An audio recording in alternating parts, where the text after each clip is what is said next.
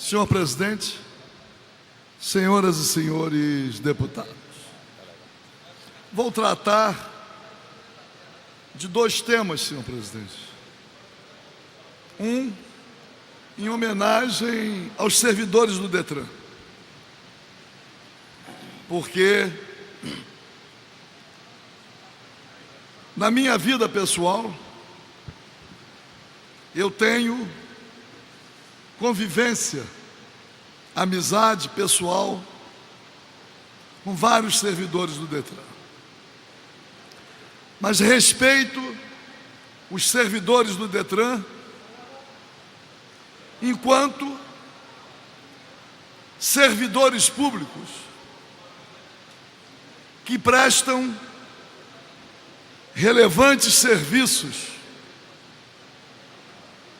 à população do estado do Rio de Janeiro e que, por vezes, por razões estranhas, dificilmente são alvos de reconhecimento. Com uma certa frequência, tentam realçar eventuais desvios de conduta como sendo uma prática envolvendo todos os servidores. Eu já estava aqui nesta casa quando foi apreciado o plano de cargos, carreiras e salários do Detran. Aliás, dos planos remetidos, dos PCCS remetidos, o do Detran foi o primeiro. E os servidores do Detran se mobilizaram. E eu apresentei à época várias emendas para fazer com que o plano verdadeiramente atendesse mais amplamente aquilo que seria justo para os servidores. Me lembro da tabela que foi apresentada,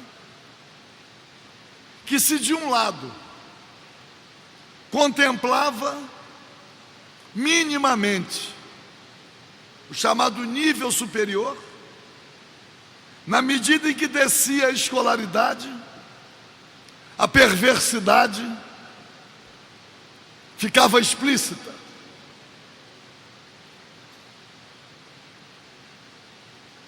Tive a oportunidade de alertar. Olhem a tabela.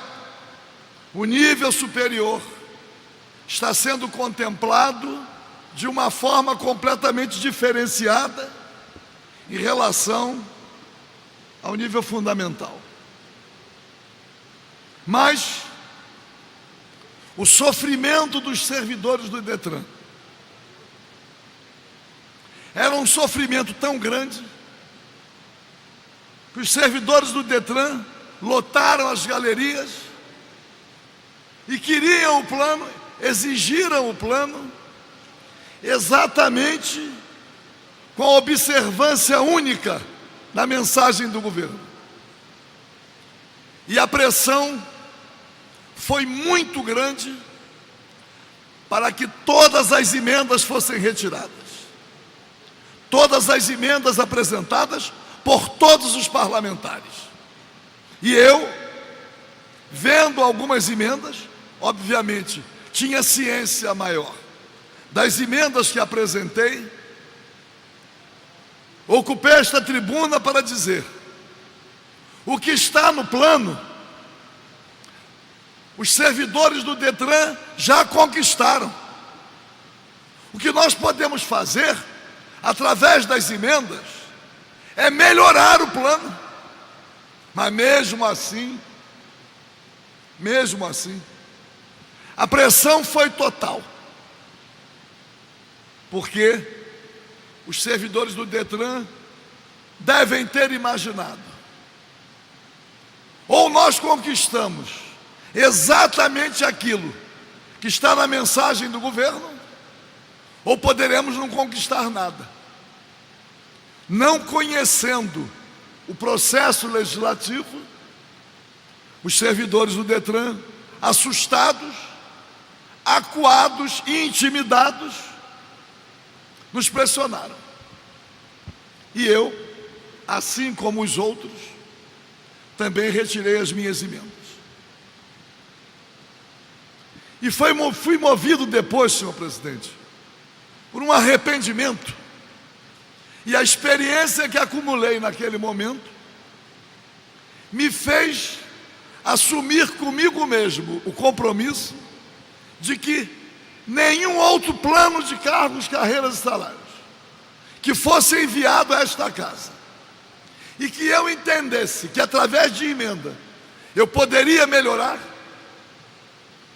qualquer que fosse a pressão, mesmo pressão da categoria, eu não me submeteria. Me lembro que o plano seguinte,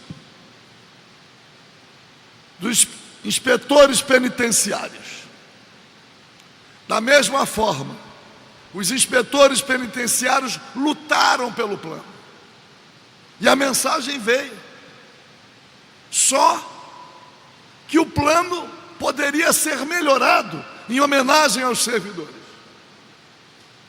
Assim como os servidores do Detran ocuparam as galerias, os inspetores penitenciários também ocuparam. A pressão foi exercida e todos, menos um, todos os parlamentares que apresentaram emendas retiraram. E eu fui o único a não retirar. Me lembro que aos gritos, os inspetores penitenciários diziam: retira as emendas, Paulo Ramos.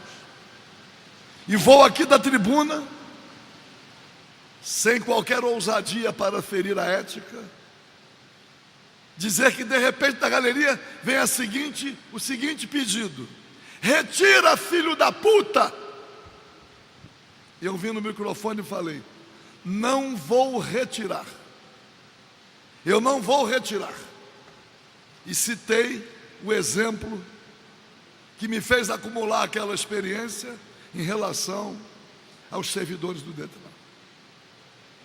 Vocês vão perder somente uma semana, vão ficar uma semana de apreensão, mas, repetir, o que está no plano, vocês já conquistaram.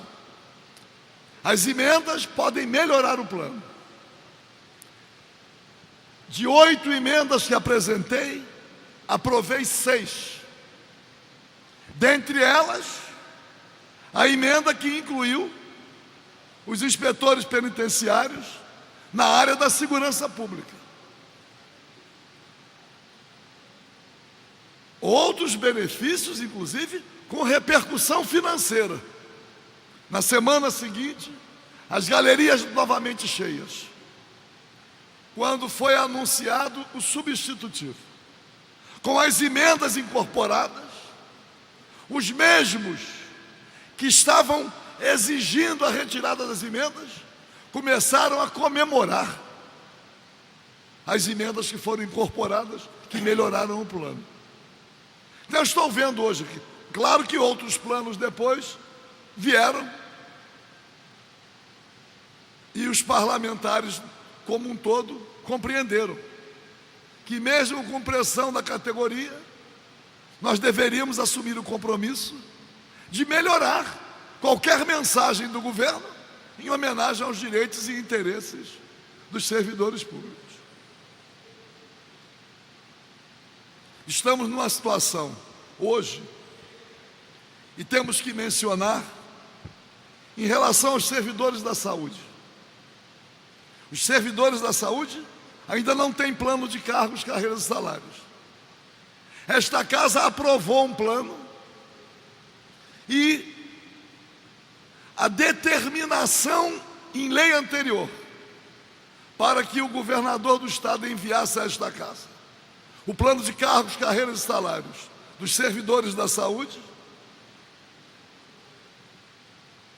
se deu muito antes de qualquer cogitação de calamidade financeira,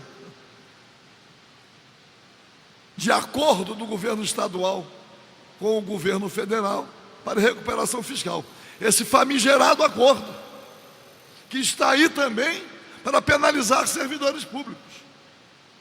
Os servidores da saúde têm um plano para ser implementado,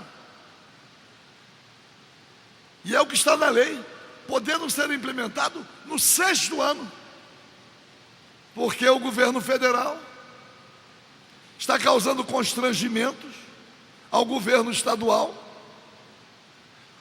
Mas tem um conselho. Que conselho é esse?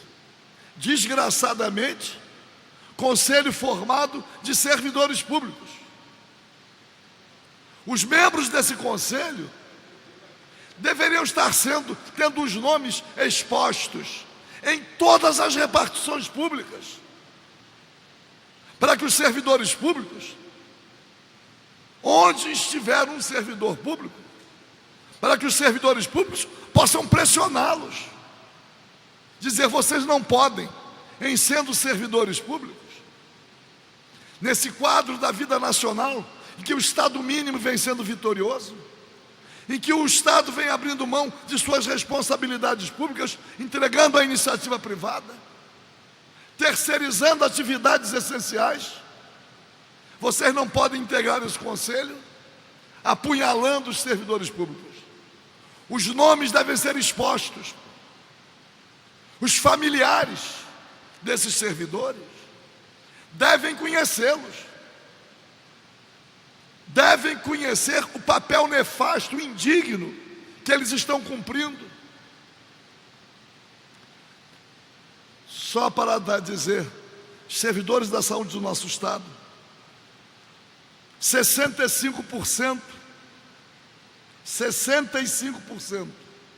recebem salários de um salário mínimo a R$ 1.350 de cada 100 servidores da saúde. E o governo do estado, com a autoridade política que tem, não tem forças para fazer cumprir uma lei aprovada nesta casa, para recuperar minimamente as condições de vida, para recuperar também as condições de trabalho dos servidores da saúde. E aí vou agora tratar especificamente do plano de cargos, carreiras e salários dos servidores do Detran. É plano de cargos, carreiras e salários. A progressão na carreira é uma imposição do plano. Mas vem a Procuradoria-Geral do Estado e cria condicionantes, limitações. Mas o triênio, afinal de contas, o plano foi aprovado por esta casa. Deputado Luiz Paulo Corrêa da Rocha, uma iniciativa importante para pelo menos contemplar os servidores do Detran com migalhas.